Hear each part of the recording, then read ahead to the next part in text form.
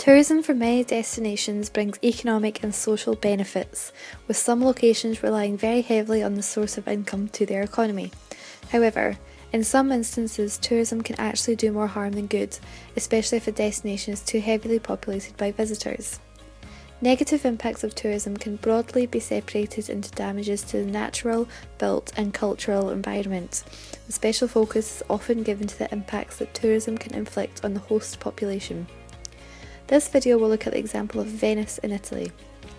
It's important to remember that the destination relies on tourism, but the sheer volume of tourists visiting the location are causing damage. For centuries now, Venice has been a popular destination for tourists, and the city has largely embraced this. Recognition is given to the positive aspects that tourism provides for the destination, and that the city would not be able to survive without it. However, it's the high concentration of visitors that are causing the problems. Largely, this is due to the huge cruise ships that arrive in almost daily. The number of people arriving in Venice on these boats hugely dwarfs the 60,000 Venetians that actually inhabit the destination. The negative impacts on the economy is that, as spending increases, so too do the prices, and as a result, the cost of living rises. Inevitably, this will negatively impact on local inhabitants, and many Venetians are being driven out of the city due to increasing prices. The sad fact is that since 2002, the number of Venetian properties dedicated to tourist lodging has increased by 450%. Local people are being priced out of their home city, which is terrible as a result of tourism. But it's also important to remember that surely as a tourist, part of the charm of visiting somewhere cultural like Venice is the local people and submerging yourself in their culture. So what does this mean as more and more Venetians leave? It's easy to conjure organic images of Venice, the beautiful city and calm gondola boat rides, but the reality can be far from this. Mass tourist crowds around famous locations are a common sight. Detracting from the culture of the destination, it's easy to understand local frustrations. Critics argue that Venice has effectively sold itself to tourism and has become a commoditised city, a far stretch from the beautiful cultural ancient city it once was.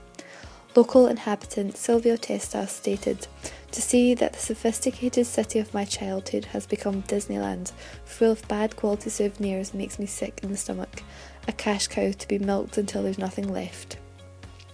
The negative impacts are highlighted by the many protests held by local inhabitants.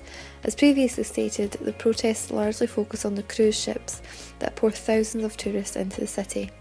In 2013, around 50 protesters dressed in wetsuits, backed by 1,000 supporters, managed to hold up the cruise ships by over an hour as they paddled in the canal, some with inflatable rings.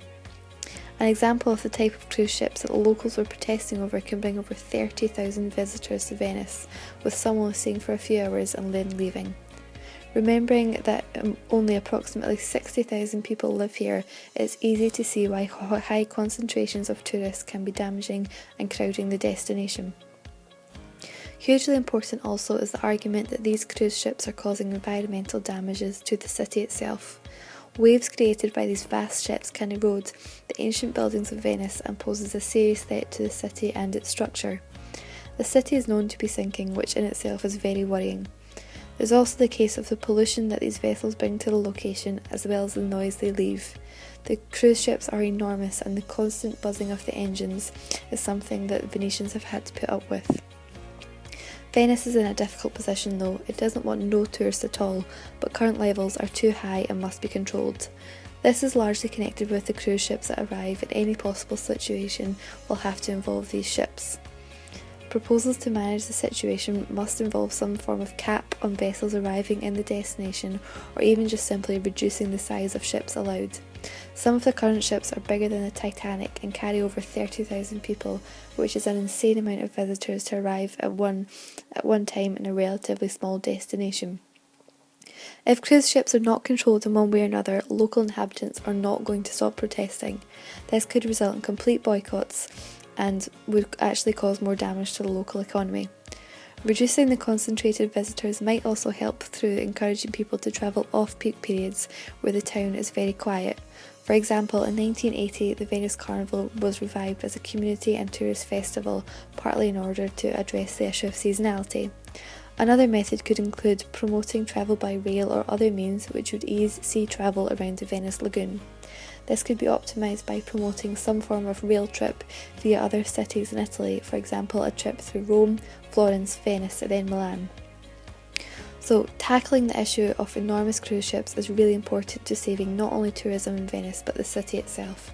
It's plain to see the annoyance amongst local inhabitants, and part of the sustainability of tourism should be to better the lives of locals, and this just simply isn't happening.